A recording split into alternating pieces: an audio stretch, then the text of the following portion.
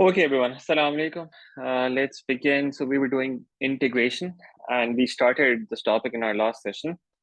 There were some basic concepts that we covered, but they were not enough to basically attempt a lot of questions from the worksheet yet. But now today we will start with some of the applications of integration, after which you can start doing questions from the worksheet. I think I already uploaded it. If not, I'll do that today. And I would recommend that you start doing practice questions from the worksheet as well. Okay, so now you need to make sure that you are practicing regularly because there is hardly a month left before your exam starts, so you can't leave it for later. So make sure that you do practice and let me know where you're having problems so we can discuss them in classes. So let's start with this. Integration, we started with this introduction in our last session. What is integration? Integration is basically the opposite of differentiation. It's the reverse differentiation. Okay. Whatever we used to do in differentiation, in integration, we do the opposite, right? So if we have a function y and we want to go back to dy over dx, how do you do that? You differentiate the function. And if you have dy over dx and you want to go back to y, you integrate the function, right? In differentiation, in the simple power rule that we did initially, we used to multiply by the power and subtract 1 from the power. If you have x raised to the power something like this is the method for integrating this expression. You add 1 to the power and divide by the new power, right? So we did this example, did this rule, and did a number of examples on this. Before that, you also need to understand this notation, the sign that we have for integration. This notation, it looks like an S stretched vertically. What this means is, if you have something written like this, it means integrate. So that symbol stands for integrate. 5x squared minus 2, and then dx means with respect to x, right? So you need to integrate 5x squared minus 2 with respect to x. That's what this notation means. And the result that you get from that, in differentiation, we used to call that final result the derivative of the original function. In this case, we call this result the final result after integration, the integral of that function, whatever we have there. This is the rule that we did. If we have to integrate x raised to the power n, the integral is x raised to the power n plus 1 divided by n plus 1. And we discussed why we always put a plus c at the end as well, like this. Okay, so we always have to put a plus c at the end. Then we covered, we did some examples on this. If you have a constant multiplying outside, that remains as it is, and you apply the rule on the power of x that you have. If you have a constant like this, the integral of a constant is just x added to that constant like this, x multiplied to that constant like this. If you have 3, the integral of that is going to be 3 times x. Okay, so in general, if you have a constant and you want to integrate that, the integral of that is going to be k times x, if k is the constant. Okay, and then we also discussed how if you have a constant multiplying or dividing like this, you can write that constant outside the integral. Okay, and that simplifies your integration sometimes. This was one rule that we did, and then we also discussed this other rule, the general power rule of integration. And that was, if you don't just have x power something, but instead you've got some expression in terms of x, whole raised to the power something. Now, how do you integrate expressions like these? You have one additional step here. You add 1 to the power, you divide by the new power. This is something that we used to do earlier as well, when we just had x raised to the power something. But now, whatever you have inside, you also divide by the derivative of that. Okay. Now, the general rule for this looks like this in mathematical form. Ax plus b whole raised to power n, the integral of that is ax plus b whole raised to power n plus 1 divided by n plus 1, and also divided by this a, which is the derivative of the expression inside. However, for this rule, we have this condition that the expression that you have inside the power, that has to be linear. If it's not linear, you cannot use this rule. Okay, in differentiation, we did not used to have this condition. In integration, we have it, and we discussed why that is the case, because if you have another expression instead of linear, you would have to divide by x in that case. And division by x causes problems because the value of x can also be 0, and that would make this expression undefined. So we have this condition here for the power rule. Whatever you have inside the power, the base of the power, that has to be linear in order for the function to be integrated. Okay, if it's not linear, then we can't use the power rule like this. We did some examples on this. If you had some non-linear expression inside like this, and you had, for instance, power 2 over that, you would first need to expand this expression. You can't use the power rule directly because this is not linear. You would expand it first. When you expand it, you get 9x raised to the power 4 plus 12x squared plus 4, and then you integrate each term separately, and that will work. But you can't use the power rule on this thing directly, right? That's what we did. And that's pretty much it. At the end, we talked about why we have a plus c at the end always, the constant of integration. These were all different examples that we did in the last session. Okay. Now we need to move on to some applications of integration, as in where is this integration going to be used? Let's talk about that now. First of all, one very simple application of integration is that sometimes you would have the derivative of a function given. Now, let me explain what I mean by that. Let's say, so have I uploaded the worksheet, by the way? Is the worksheet uploaded or is it not yet? Sir, it's uploaded. It's uploaded. Okay, so you can start working on the worksheet today. So the first 2 rows of questions you can do after today's class, and then the 3rd row after tomorrow's class as well. Okay, and just a reminder, next week, be prepared for an extra class as well. As in, we already have 3 classes. We might have a class on Wednesday next week as well, which will be from 2 to 3 p.m. most likely. Okay, Alma, your class starts at 3, right? You told me your class starts at 3 to 4. Another class that you had? Yes, sir, 3:30 to 4:30. 3:30 to 4:30. Okay, so we might start our class at around 2 or 2:15 on Wednesday. Or in fact, the Tuesday class might be at this time as well. So if your class starts at 3:30, yeah, so we might be following the same schedule for Tuesday and Wednesday from next week as well. I will confirm this on the group, and not just the same schedule. I might actually start it earlier on Tuesday and Wednesday as well, as in we might start at 2:15 or 2:10 to make the class slightly longer, because now we need to cover a bit more because we just have like 2 or 2.5 weeks left. So we want to cover more in this time that we have, so that we don't leave anything for after Eid. So we would want to cover the syllabus before the Eid. So for that, we might have slightly longer Tuesday and Wednesday classes. Okay, so on Tuesday and Wednesday, I'll confirm this in the group as well. We will be having our classes from sometime around 2:10 to 3:30. Okay, instead of having them at night now. I think Rijal had a class earlier. He would not have it from next week as well. And for the rest of you, this time works on Tuesdays and Wednesdays as well. So we'll be following the same schedule on all 4 days now: Tuesday, Wednesday, Friday, and Saturday. On Tuesday, Wednesday, we might be starting a bit earlier as well, in order to have some more time. Okay, is that okay with everyone? Right? Yes, sir. Nobody has a problem with that? Okay, great. So we will have 4 classes from next week for P1 as well. Instead of having the long class on Tuesday night, we'll have 2 classes on Tuesday and Wednesday, from 2:10, 2:15 to 3:30, inshallah. Okay, so let's have a look at this now. So let's have a look at some applications of integration now. So one use of integration is this, what you will learn in question number 5, for instance. Let's do it using this example. Question number 5 from the worksheet. Oops.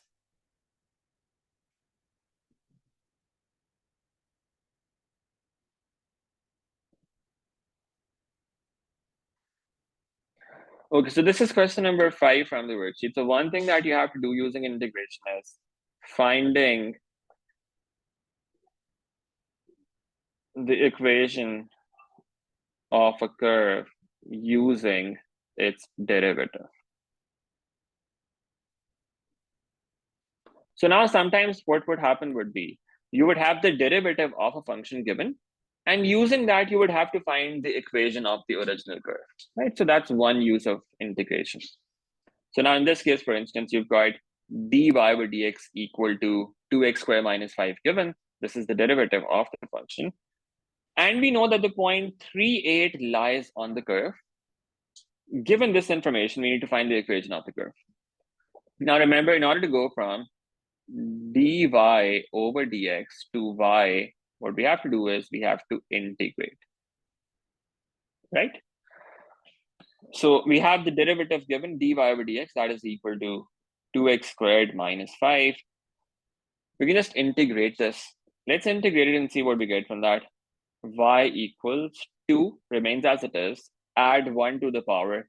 So x squared becomes x cubed divided by 3 minus 5 times x. Okay, that's the integration. Are we missing something?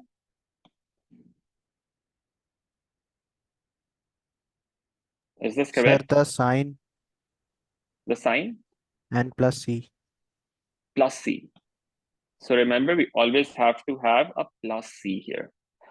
If you forget plus c here, you lose 2 marks in this case, because in this case, you also have to find the value of c, right? This is what you get when you integrate the function, but now this c is unknown. You need to find the value of this c. Now for that, you use this information that's given in the question. They've given that the point 3, 8 lies on the curve. Now, if this point lies on the curve, that means it has to satisfy the equation of the curve, right? If any point lies on a function, it must satisfy the equation of that function. So what we do is we input that point here. We say, let's input 3, 8 here, as in when x equals 3, the value of y should be 8. And that should give us the value of c. So we have 2 into 3 times 3 raised to power 3 divided by 3 minus 5 times 3 plus c. And that's going to give us the value of c. What does this turn out to be? 8 equals 18 minus 15 plus c. And c turns out to be 5 from this. Okay, so that's the value of c that we have. Now we can write down that final equation. Once we have the value of c, we can say the equation of the curve that we were looking for, that's 2x cubed divided by 3 minus 5x plus 5. This is the equation of the curve that we were looking for. Make sense? This is one use of integration, that given a derivative, you can find the equation of the curve. Is that all right? Yes, sir. Okay. Now that's a simple application. I think it's going to be a very straightforward question in most cases. You just need to remember always to have a plus c here. That's a very common error in the exam, that people just forget the plus c and just write this, and that will just earn you 2 marks out of 4, because you also need to find the value of c after putting plus c there using this point. Okay, so make sure not to forget about plus c. All right, now let's move on. Now, before we start understanding the next application of integration, which is finding areas between curves and x-axis and finding areas between curves and y-axis, we need to understand another notation. And that is when you have some limits given with integration. Integration with limits. Now, there's a name that we have for this. We call this definite integrals. That's not necessary for you to know this, but you might come across this in different books. These are called definite integrals when you input limits. Now, what does that mean? Let's say you have something like this given. You want to integrate for instance, 2x minus 3 whole raised to the power 3, or let's say 4 with respect to x. You want to integrate this. But along with this integral, you have two numbers written like this. You have one number written here, that's 4, and you have another number written here, that's 1. You have these two numbers written, 1 and 4. Now, what does that mean? Now, this basically means that you have to integrate this function and then input these numbers into the result that you get. Now, how exactly is that going to work? This number that we have written on top, this is known as the upper limit of this integral. So these are both called limits of the integral. The number that's written at the bottom, this is called the lower limit of this integral. So we have the upper limit of the integral and the lower limit of the integral.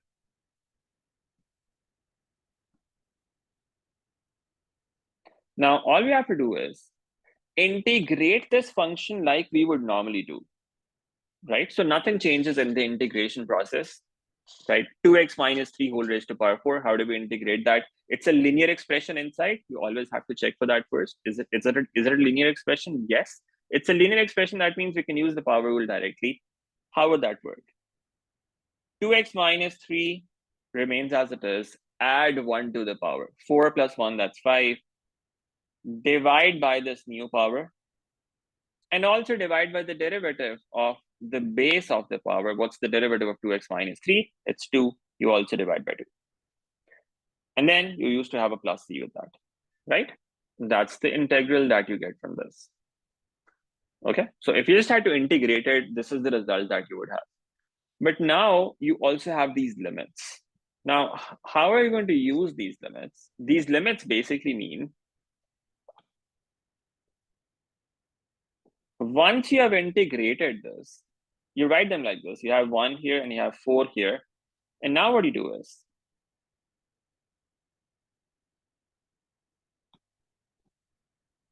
you once input x equal to 4 and once input x equal to 1 in this result that you've got. Okay, now what's the result that we have? 2x minus 3 whole raised to the power 5 divided by 10, right? That's the result that we have. Let's input x equals 4 in this one, which is the upper limit. So you input the upper limit first. Let's input the upper limit and see what we get from that. 2 into 4 minus 3 whole raised to the power 5 divided by 10. This is what we get when we input x equals 4. And you also have a plus c there. Now you input x equals 1, right? So write that separately. Input x equals 1 in the function. 2 into 1 minus 3 whole raised to the power 5 divided by 10 plus c. So once you input x equals 4, which is the upper limit, and then you input x equals 1, which is the lower limit, and then from the case when you input the upper limit, you subtract the case when you input the lower limit. So, okay, so you input the upper limit, subtract from that the case where you input the lower limit. And that's going to give you the result of this integral. Okay, now you can evaluate this and see what you get from this. 2 into 4 minus 3, that's 5. So you have 5 raised to the power 5 divided by 10 plus c minus 2 into 1 minus 3, that's minus 1 whole raised to the power 5. Be careful with brackets. Whenever you have negative numbers, you have to make sure that you're using brackets properly. Divided by 10 minus c. Okay, now you notice plus c and minus c, they get cancelled and they're always going to get cancelled. Why? Because in the upper limit case, you would have a plus c, and then you're subtracting from that the other case. You would always have c plus c minus c. They will always get cancelled out whenever you have limits, right? Whenever you have limits, whenever you have integration with limits, the plus c from the upper limit case and the plus c from the lower limit case, they're always going to get cancelled. So in this case, you can actually get away with ignoring c as well. This is the only case where it is allowed not to write plus c here. But whenever you do not have limits, you always have to write plus c. So in general, you always write plus c whenever you integrate. In limits, since it's going to get cancelled out anyway, it's okay to not write it as well. Okay, so in this case, you're allowed to ignore it in the beginning. So in this case, I could just not write it at all, and it would still be correct. Only when you have limits. Okay. All right, now let's evaluate the rest of it. 5 raised to power 5, what's that? 5 raised to power 5 is 3125 over 10 minus 1 raised to power 5 is -1. Odd power is going to retain the negative sign divided by 10. So it's 3125 plus 1 divided by 10. That's going to give you 312.6. That is the result that we get from this integral. Make sense? This is a notation that you need to know about. We will learn why it's useful in some time. But if you have an integral like this, which has some limits, this is how you would evaluate it. Any problem with this? Sir, can we write the answer as a fraction? Yes, you can write the answer as a fraction as well. That's perfectly okay as well. You can leave it as a fraction like this. That's also fine. 3126 over 10. That's okay as well. Okay, anything else?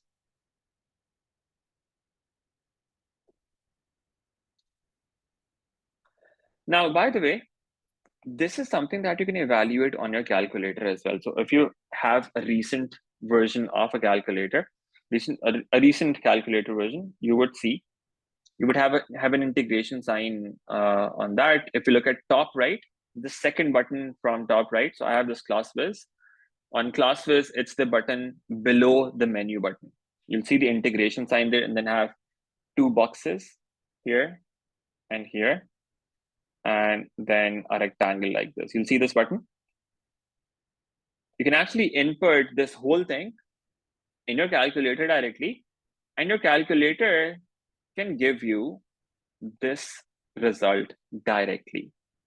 Now, what's the use of that? The only use of that is that you can verify your answer. Okay, if you write down the answer directly from your calculator, you get 0 marks for that, right? There's no mark for writing down the answer directly. The answer mark is dependent on the method mark. So you only get the answer mark if you have shown this working as well. Okay, so the use of calculator would just be to verify your answer. Okay, you can do that. You can just input this function on your calculator. So if you want to type X on your calculator, you have this bracket close button on your calculator. On top of that button, bracket close button. This button, on top of that, you will see X written. So you'll have to access that using alpha button on your calculator. And that's how you can type this whole function, integrate it with limits. So you'll input 4 here, 1 here, and 2x minus 3 whole raised to power 4 inside this rectangle. And that will give you this result directly, 312.6. Okay, just for verification, you could use that. Now your calculator can only give you an answer with limits. Your calculator cannot give you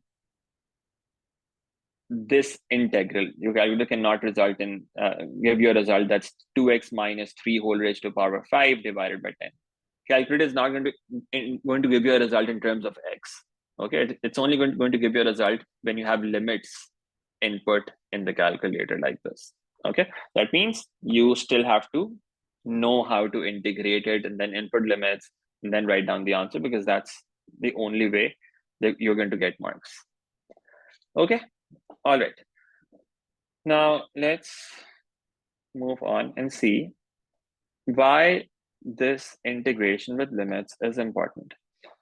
So now the first major application of integration, which you will see in every other question on integration, area between a curve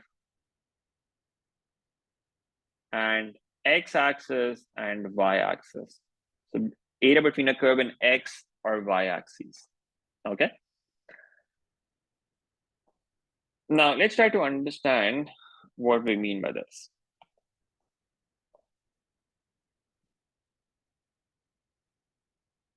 So this integral that we evaluated, 2x minus 3 whole raised to power 4.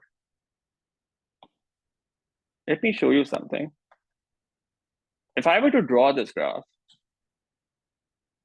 2x minus 3, if I were to draw the graph of this function, what would it look like? You've got the y-axis here and the x-axis here. 2x minus 3, the y-intercept is negative, right? So I want to draw this function, y equals 2x minus 3. The y-intercept is negative, so let's say this is negative 3. The gradient is positive 2. So the line would be something like this. Okay. This is what the line might look like. Now, where does the graph intersect the x-axis? The x-intercept of this is going to be at 1.5. Okay, it's actually going to be a bit confusing at this point, but okay. Anyway, let's do it. Okay, so just to make it simpler for you to understand, let me make it 2 here, because I want to connect it to the area under the graph. And in this case, if it's 1, you would have some area below the x-axis and some area above the x-axis. That's a relatively more complicated scenario. We'll talk about that towards the end of this class. But for now, let's make it simpler. Let's say instead of having 1 and 4 as the limits, we had 2 and 4 as the limits. If we had 2 and 4 as the limits, let's see what the result from that would be in this case. Let me try that. In this case, you would have 1 raised to the power 5 here. And that would end up with a +1 here. And the end result would have been 3124 in that case. And 312.4. Okay. So let's say we had 2 to 4 as the limits. In that case, the result from this integral would have been 312.4. Now, this is what the graph looks like for this function, y equals 2x minus 3. Now, the graph intersects the x-axis at 1.5. There's going to be some point here, which is 2, and then at some point, we're going to have an x value of 4. Now, if I were to draw a line here at x equals 2, and a line here at x equals 4, I would have this trapezium shape, right? And I have a shape like this trapezium. Now, if I wanted to find the area of this trapezium, how could I do that? What's the area of a trapezium? Area of a trapezium is given by half into sum of parallel sides into height. Now, what's the height of this trapezium? Height is the distance between parallel sides, right? Height is 2, and that's the height of this trapezium. What about the sum of parallel sides? We would have to find that using this function. If we input y equal to, okay, I'm sorry about that. I completely messed it up. It's not a straight line. It's actually a curve. I missed the power 4 there, and nobody pointed that out. It's actually 2x minus 3. I'm sorry about that. So I assumed the function to be 2x minus 3 instead of 2x minus 3 whole raised to power 4. The actual function that I actually wrote there was 2x minus 3 whole raised to power 4. And I instead wrote it as 2x minus 3. Okay, I'm sorry about that. Now, let's stick to the same example. What I'm going to do is, I'm going to do another integration with limits. Let's say you had to integrate this instead, 2x minus 3 only, so no power 4.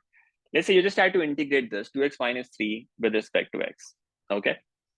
And the limits were from 2 to 4. Let's say this was a linear function, right? So in this function, we actually had a power 4 here. That's a quartic function. That would have been a curve. For some reason, I missed this power 4 and assumed it to be a straight line, just 2x minus 3, which wasn't the case.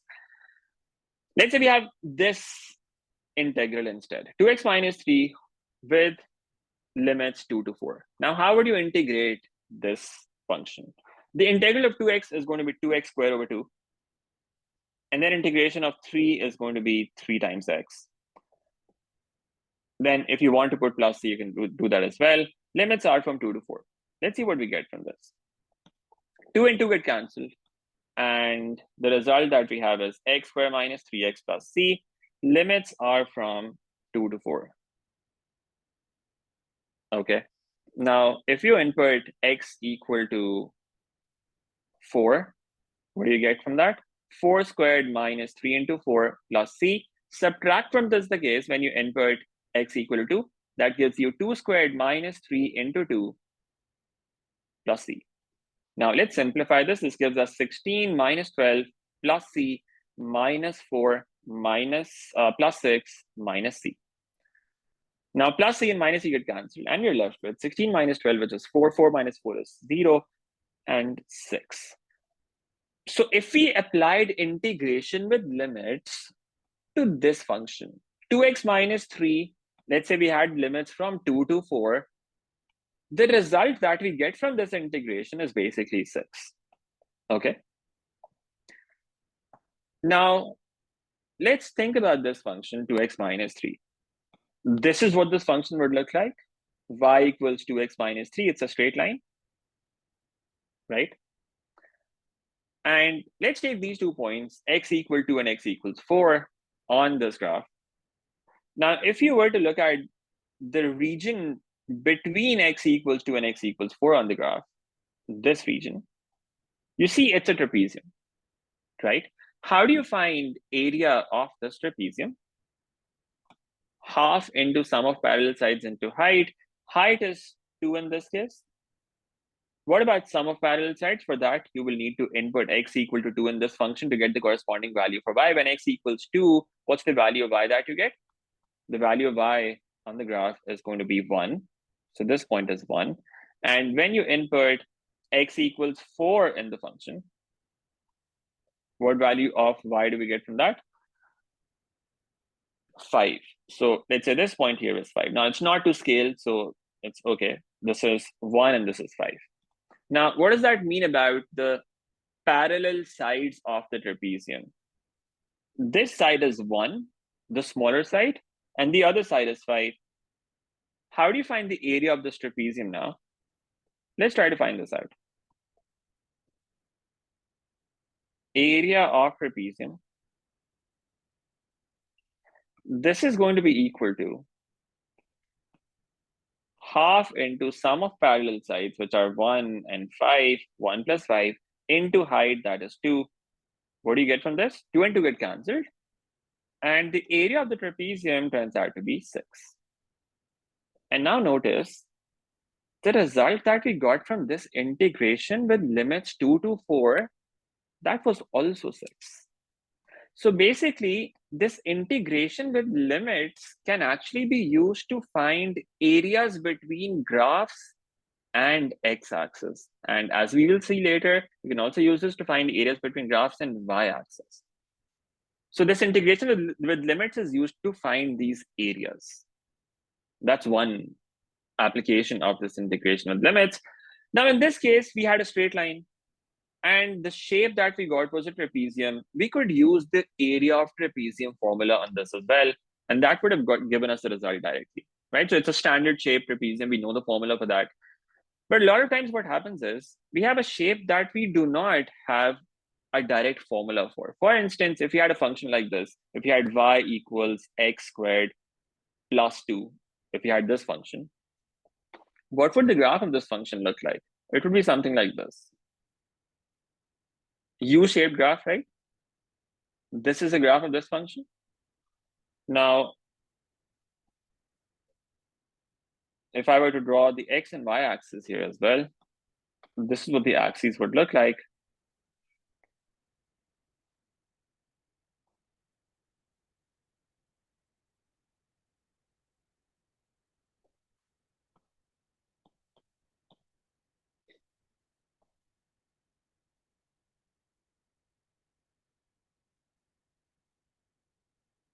So let's say this is the x-axis and this is the y-axis. Let me actually make it slightly smaller. It's too big.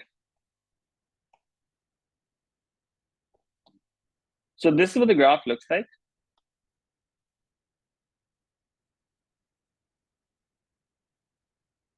The y-intercept of this graph is 2. This one is 2. This is 0. And now let's say what we're interested in is we want to find the area between the graph and x-axis from, let's say, this point, which is 1 maybe, and in fact 1 and 1 plus 2, that's going to be 3. Let's actually have 1 on the side here. Let's say this is 1 on the x-axis, and maybe this is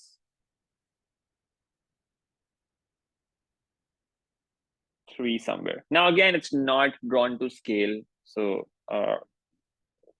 the scale on the y-axis may be a bit messed up. That's okay. Let's just focus on this part.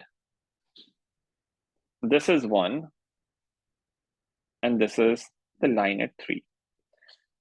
Let's say we want to find the area between the graph and the x-axis from 1 to 3. From x equals 1 to x equals 3, this is the area that we are interested in. And this is the function y equals x squared plus 2. Now the problem is, this is not a standard shape. In the previous example that I showed you there, this was a standard trapezium. All the sides were straight lines, so we could call this a trapezium because the opposite sides were parallel. And it was a 4-sided figure with all straight lines. It was a quadrilateral, in particular trapezium. We could find the area of that trapezium using a formula that we already know of. But now we have 3 straight sides, yes, but then there's one side that is a curve. This is the curve. This is not a standard shape. This is not a shape that we know the area formula for. Now, this is where integration comes in. You can actually use integration to find area between this graph and the x-axis. Okay. Now, let me write that down here now. So we have a formula for area between graph and x-axis. Area between a graph and x-axis. We can find this area using the formula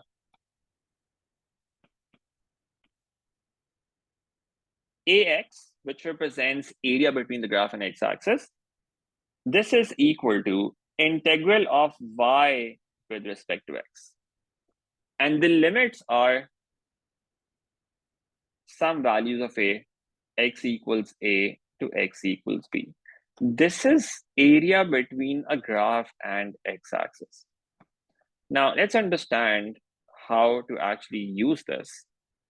This is the formula that we've got. Okay. Now, how do we actually use this here?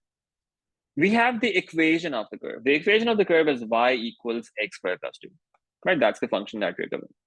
All we have to do is write down this function, y equals x squared plus 2. That's the function that we have in this example. In order to find the area, just input values in this. Ax equals integral of y. What's y? In place of y, we've got x squared plus 2. Let's input that here. With respect to x, so x squared plus 2 times dx. What are the limits? On the x-axis, see, you're going from x equals 1 to x equals 3. So what are the limits on the x-axis? What's the left? What's the point on the extreme left, and what's the point on the extreme right? Between which you want to find the area. You have x equals 1 and x equals 3. These are going to be the limits for this integration. 1 is going to be the lower limit, and 3 is going to be the upper limit. Okay. Now you write those limits here. You say you want to integrate this with limits 1, 2, 3. Okay. And now you just evaluate this. Now you just evaluate this integral and see what you get from that. X squared plus 2. How do you integrate it? What's the integral of x squared? It's going to be x cubed divided by 3. You add 1 to the power, divide that by the new power. Integral of 2, that's 2 times x. Okay. And then since it's integration with limits, you can actually ignore c in this case. You don't necessarily have to write that. You ignore c and you just input the limits. Now, limits are from 1 to 3. Limits are from 1 to 3. Now input 3 here first. That gives you 3 cubed divided by 3 plus 2 into 3. So when you input 3 in place of x, you get this thing. Subtract from that the case when you input 1 as the limit. So that's 1 cubed divided by 3 plus 2 into 1. And now you just evaluate this and see what you get from this. That's going to be the area between this graph and the x-axis that we were looking for. 3 cube over 3, that is going to be 9 plus 6 minus 1 over 3 minus 2. You just evaluate this and see what that turns out to be. That's 13 minus 1 divided by 3, which is 38 over 3, which if you want to write in decimals would be 12.67. That's the area between the graph and the x-axis. Okay, that's how you find area between a graph and x-axis. Does this make sense to everyone? Sir, Yes. sir, why do we say between x-axis and x-axis? Between curve and x-axis. Uh, Sir, because the limits are on x-axis. That's why. Well, you can see the graph. How do you describe this area? This is one boundary and the other boundary is x-axis. So this is the area between the curve and the x-axis. Okay, sir. It's visible on the graph. It's Okay, the sir. area between graph and x-axis, right? Okay, so that's the area that we have from x equals 1 to x equals 3. Okay, that's how you do it. Now you need to remember this formula. It's not given in the formula sheet. You need to memorize this. Let's do a couple of more examples in this now. I'm just going to take some from somewhere.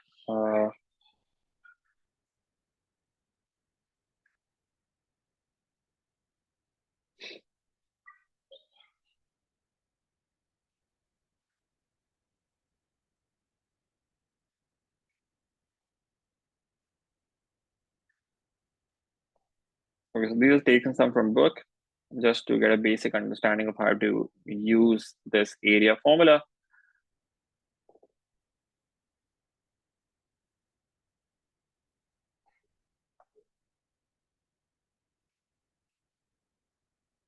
Okay, let's try this.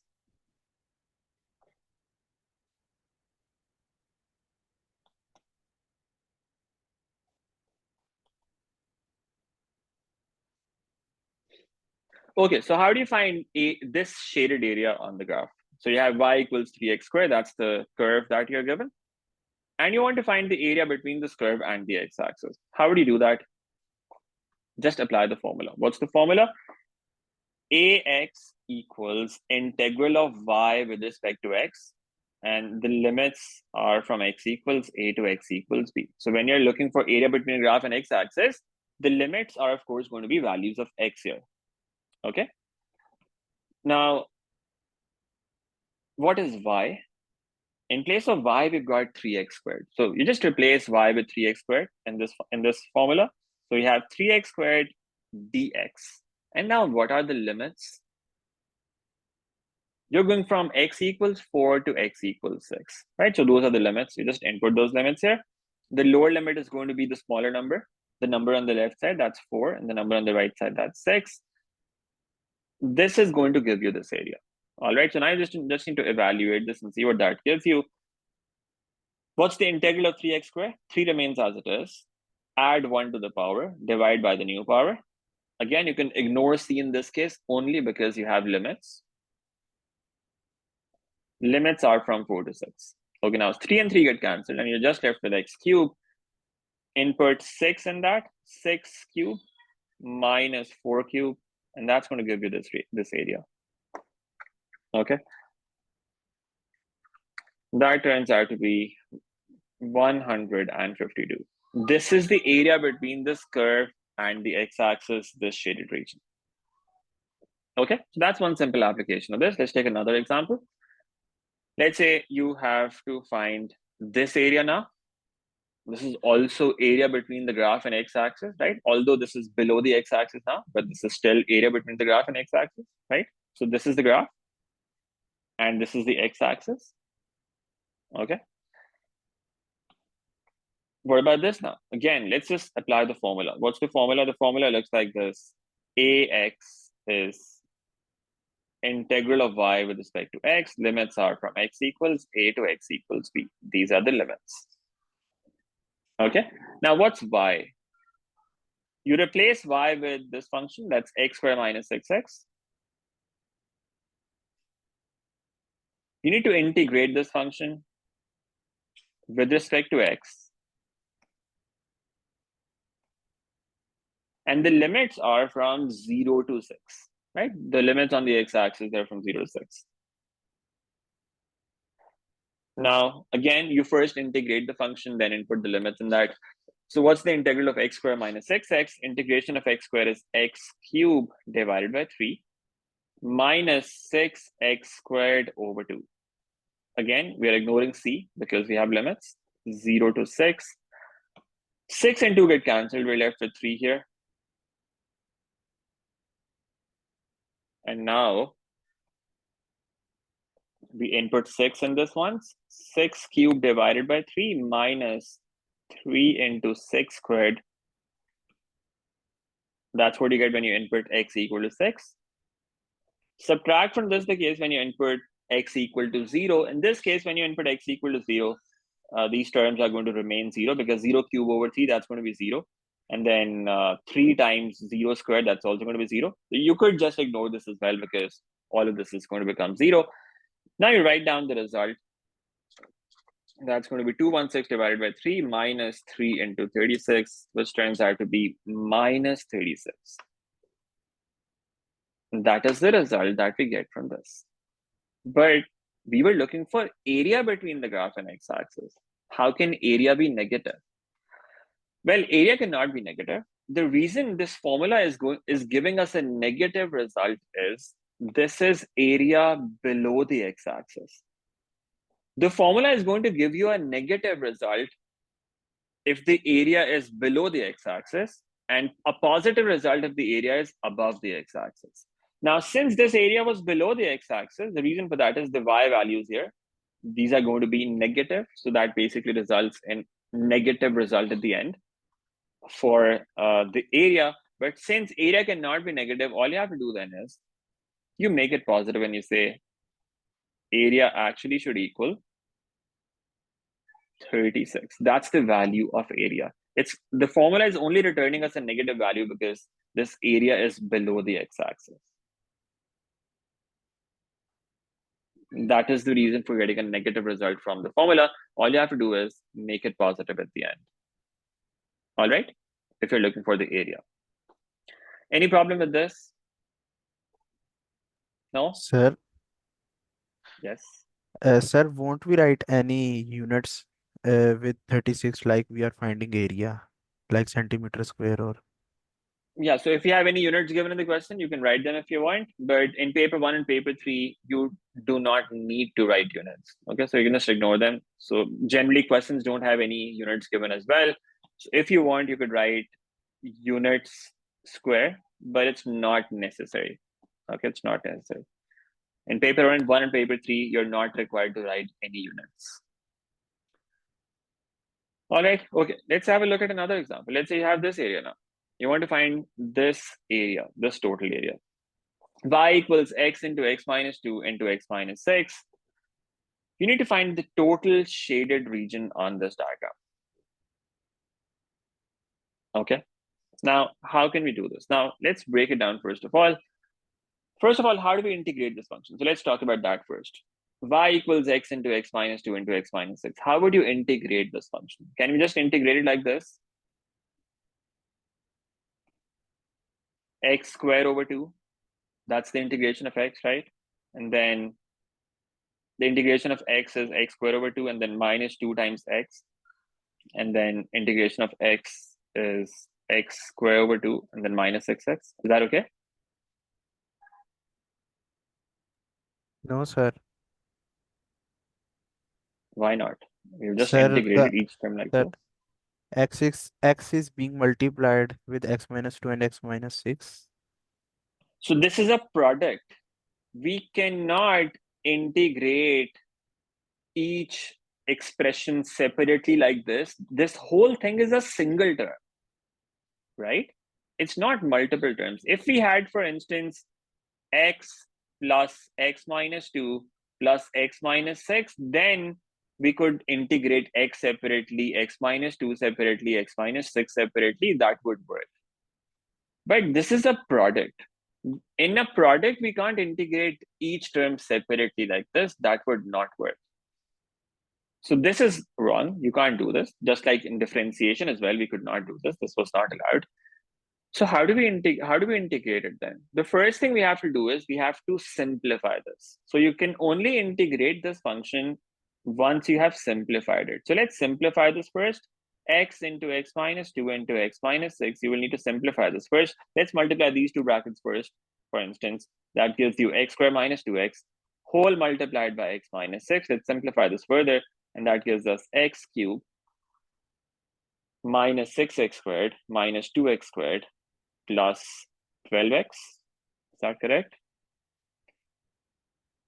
Yeah. Then you have x cubed minus 8x squared plus 12x. That is what this function becomes. And now you can integrate this function. So how do we do this integration now? We have to find area between the graph and x-axis. So we have to use that formula, integration of y with respect to x, and limits are from x equals a to x equals b.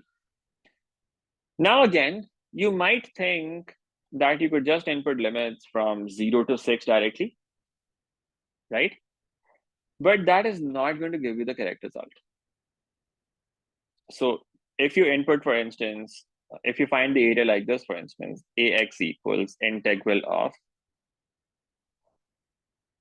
x cubed minus 8x squared plus 12x.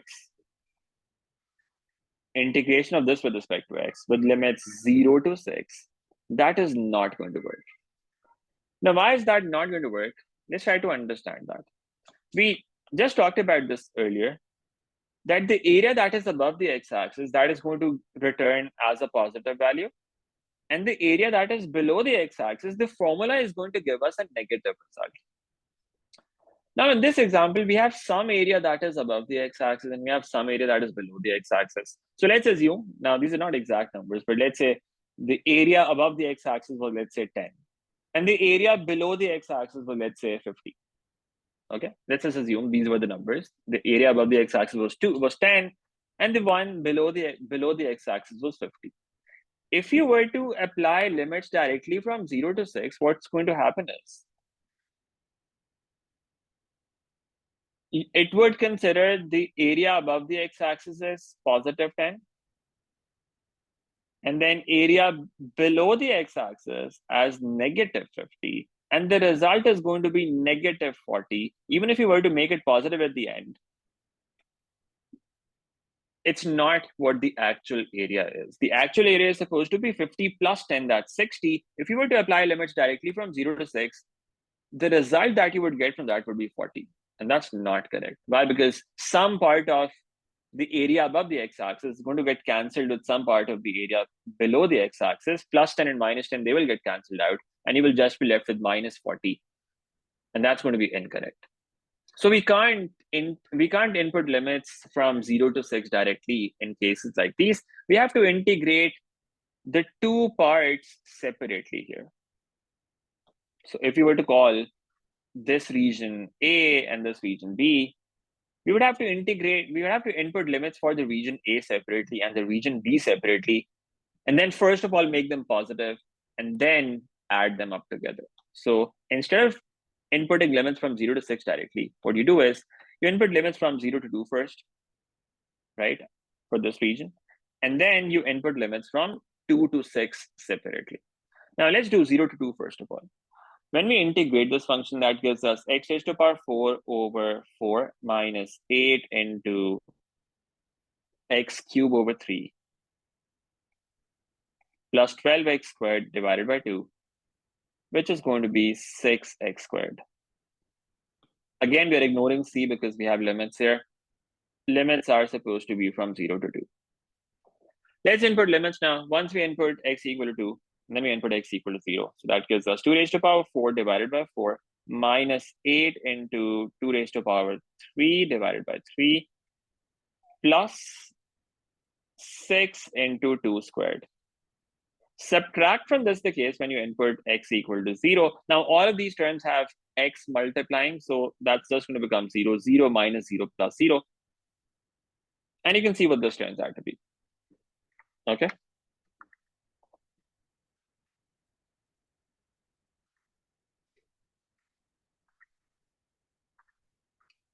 Okay, so this is giving me 20 over 3. Can somebody confirm this as well? 20 over 3, is that what you get? Yes, sir. Yeah, okay. So 20 over 3, that's the result that we get from this. Now we integrate the same thing from 2 to 6 instead. So for now we had 0 to 2. Now what we do is we input from 2 to 6. I'm just copying that whole working here. I'll just change this now. This is the second thing you have to do. The second region where the limits are from 2 to 6.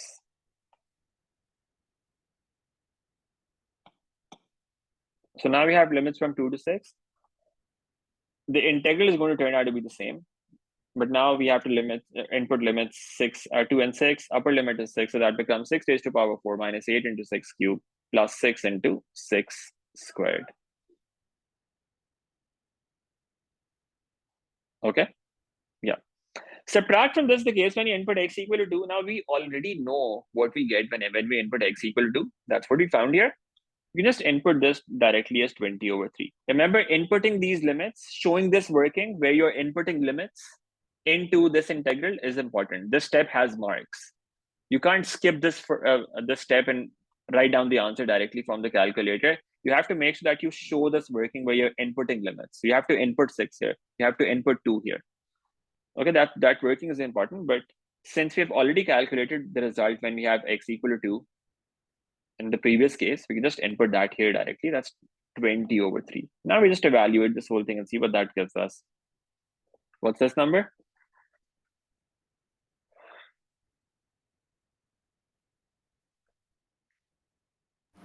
Minus 128 over 3.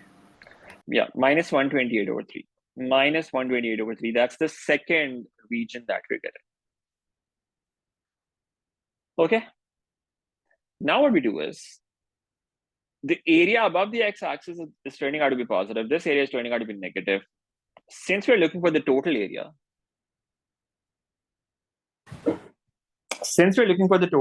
what we should first do is, we should first make this positive.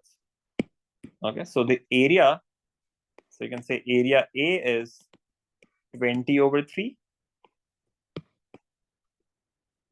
And area B is 128 over 3.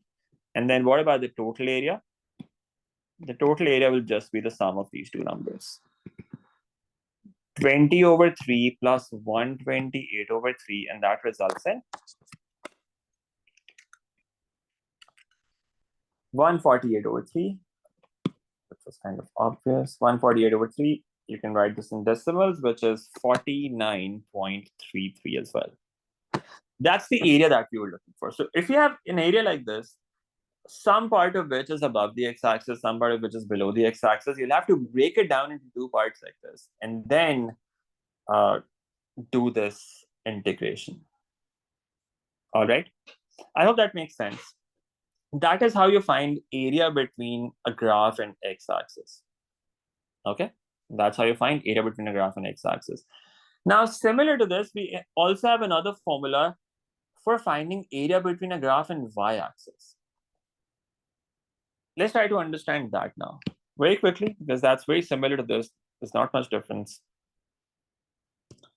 Let's see what happens in that case when you have to find area between graph and y-axis.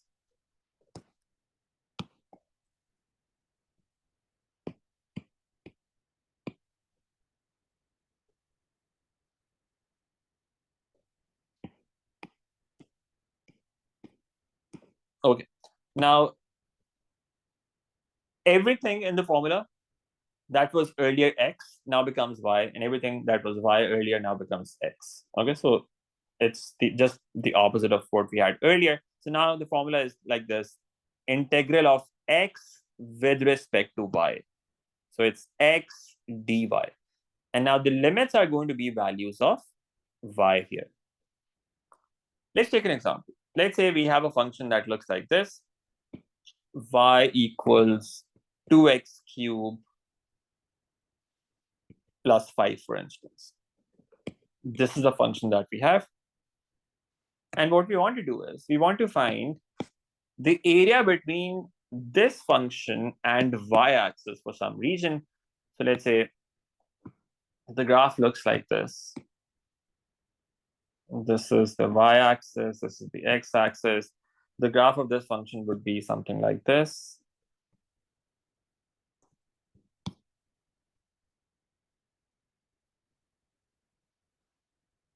This is what the graph would roughly look like. Okay. Now, we want to find the area between the graph and y-axis in this case. So now let's say this point here is 5. In fact, this is 5. And there's some point somewhere else, which is maybe y equal to 8, let's say. And we are interested in finding this region. Now, how would you describe this region? This is the area between the graph and the y-axis now, right? So one boundary is the graph, and the other boundary is y-axis, okay, on the left side instead of x-axis. How do you find this area now? Now, this is the formula that we use for this. Integral of x with respect to y. Now, in the previous formula, it was integral of y with respect to x. So in that case, we needed y as the subject of the function that we were using. Now, in this case, the function is, the formula is integration of x with respect to y. So now in the function that we are given, we would need to have x as the subject. If you do not have x as the subject, you will first need to make it the subject. And then you can integrate it afterwards. So first of all, in order to input in this formula, you need to make x the subject first. How do you do that? It's going to become x cubed. So just make x the subject. That will be 2x cubed equals y minus 5. And then 2 goes to the other side, gets divided. You have x cubed equal to y minus 5 over 2. And now you take cube root on both sides. You can also write it in power form like this. You can say this is x equals y minus 5 divided by 2 whole raised to power 1 over 3. This is x in terms of y. And now you can use the formula since you have x the subject now. Now you can input this function in the formula. Now, what does the formula look like? The formula is ay, area of a graph and y-axis, area between a graph and y-axis.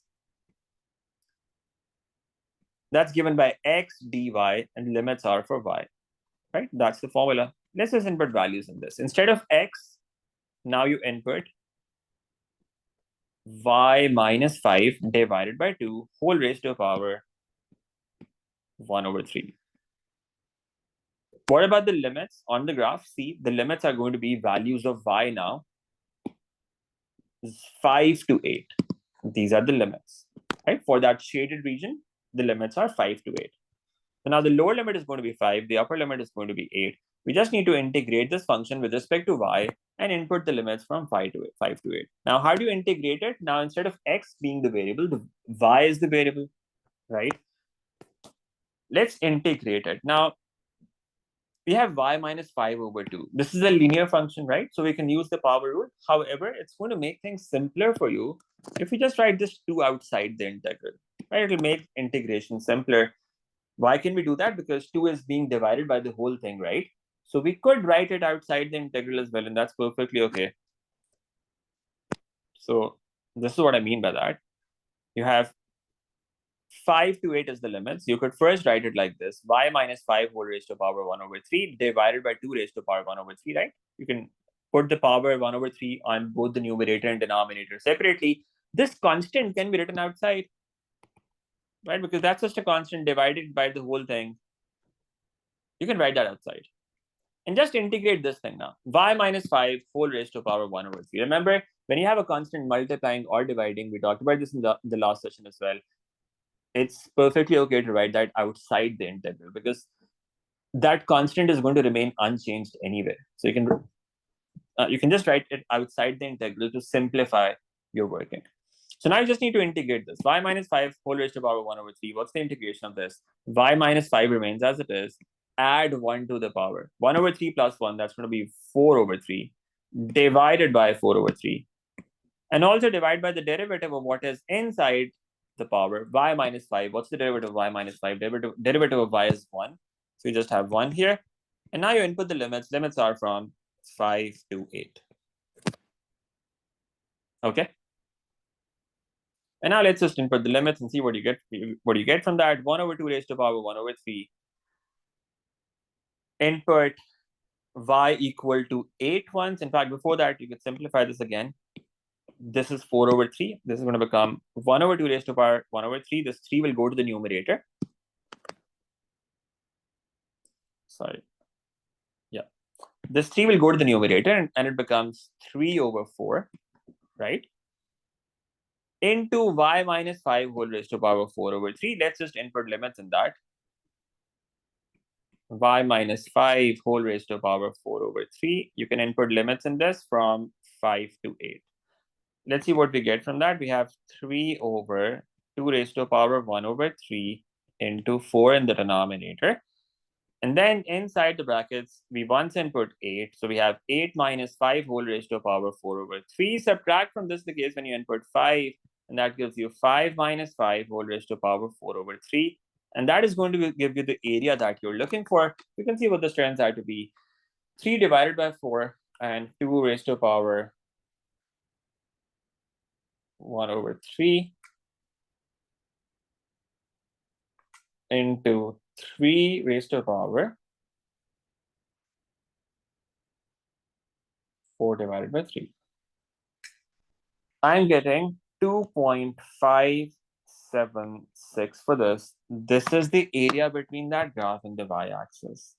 Okay, now this integration became slightly complicated, but the process generally looks like this. Then when you have to find area between a graph and y-axis, the formula becomes integral of x with respect to y. Limits are from y equals a to y equals b. And these are the limits. Okay. Now you need to remember this. Whenever you have to find area between a graph and x-axis, remember y should be the subject. Y should be the subject of the function that you're using, right? Because then only you can replace y with whatever you have on the right side. Y has to be the subject. And the limits in this case, when you're finding area between a graph and x-axis, limits are x values. Limits are values of x. In the other case, when you have area between a graph and y-axis, subject needs to be x now. In this case, you will need to make x the subject. So here, x should be the subject and limits are values of y. So if you're finding area between graph and x-axis, limit should be y, subject should be y. And if you're looking for area between a graph and y-axis, limit should be x. So the opposite variable has to be the subject. Okay. That's how the area between graph and y-axis works. Now in this case as well, if you had area between a graph and x-axis such that the shaded area was on the right side, the area on the right side is going to turn out to be positive, and the area on the left side will turn out to be negative in this case. If you have a negative area, again, what you can do is you can just make it positive at the end. If you have areas on both sides, you'll have to break it down into 2 parts and find them separately and then add them together. All right. So that's the concept of area between a graph and x-axis and area between a graph and y-axis. Now, let me just quickly show you this example. we will not actually do it, but you'll find cases like this as well, where you would have two graphs and you would have to find areas between two graphs. For example, let's look at this case. So this is a graph that you have.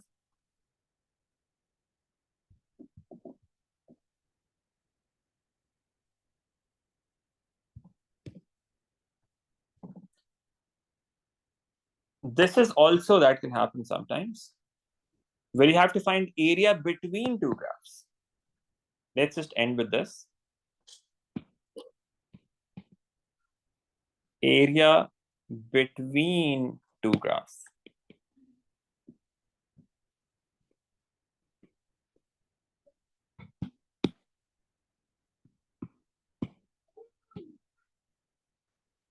Now, what about this area?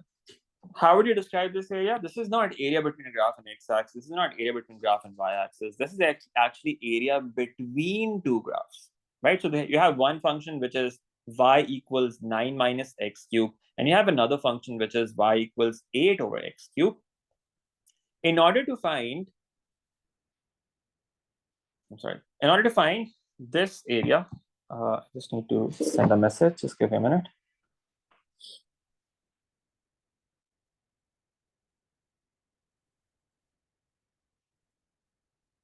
Okay. Now, in order to find this area between a graph and between two graphs, how can you do this now? What you can do is you can say, let's find the area between the upper graph and x-axis. So basically, you could find all of this region, area between the upper graph and x-axis.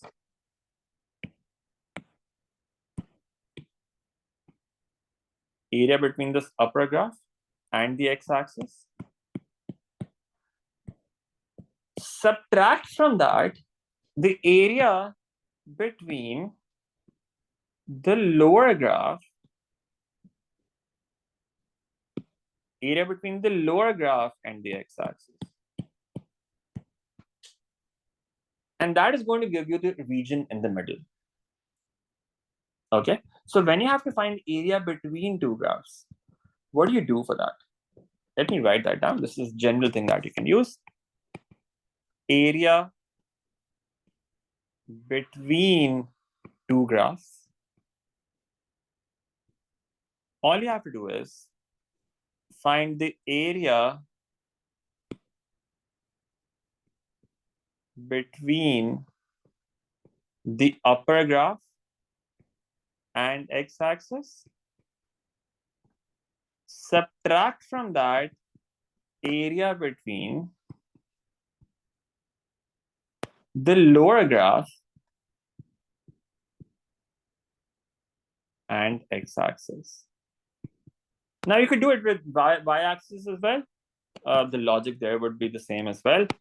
But generally, it's easier to do it using x-axis because in most functions that you're given in the questions, you would have y as the subject. All right, so in that case, using area between graph and x-axis is going to be simpler and quicker. That's what you do. Area between upper graph and x-axis, subtract from that area between the lower graph and x-axis. Area under upper graph minus area under lower graph. That's all that you've got to do. Now in this case, which one would we call the upper graph? Look at the shaded region. In the shaded region, what's the upper graph? This is the upper graph. Okay, this is the upper graph. And in the shaded region, the lower graph is this one, y equals 8 over x cubed. Now, beyond that, it's possible that and the other graph might go above and the first one might go below, and that's okay. We are just going to look at the shaded part. In the shaded part, the upper graph is 9 minus x cubed and the lower graph is 8 over x cubed. Okay, I hope that makes sense. That's it for today. If you have any quick questions, let me know. Otherwise, Sir, yes. sir, why is it graph? Why not curve? Area between two curves. What is a curve? Sir, sir, we have to find basically curves. What curve is just a specific type of graph, but it does not necessarily have to be a curve. Sometimes you can have straight lines as well. All of them can be classified as graphs. So sometimes you have something like this. You have one line and one curve. Both of those are graphs, however. So graph would be more general, but it doesn't really make any difference, to be honest. You can call them curves if you want. That's okay. Okay, sir. Thank you, sir. All right. So curve and lines, they're just specific types of graphs. The different shapes that you can have. All right. Any questions, anyone? Any other questions? Any problems? No?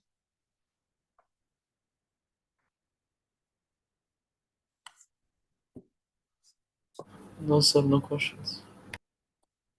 All right, that's it for today. Now you should be able to do the first 2 rows of assigned questions. Please make sure that you start working on them. In the next class, we will discuss the last concept that we have in this topic as well, which is volume of revolution. And after that, you should be able to do the complete worksheet. But start doing questions right now. In the next class, we will be doing some examples as well. So maybe if you have any questions, we can discuss them tomorrow as well. Tomorrow's class is also going to start slightly early. I'll be starting most likely around 2 p.m. Okay. I will post that in the WhatsApp group as well. Tomorrow we will be starting around 2, inshallah. Okay, I need to go somewhere in the evening, so I need to push back all classes by about half an hour.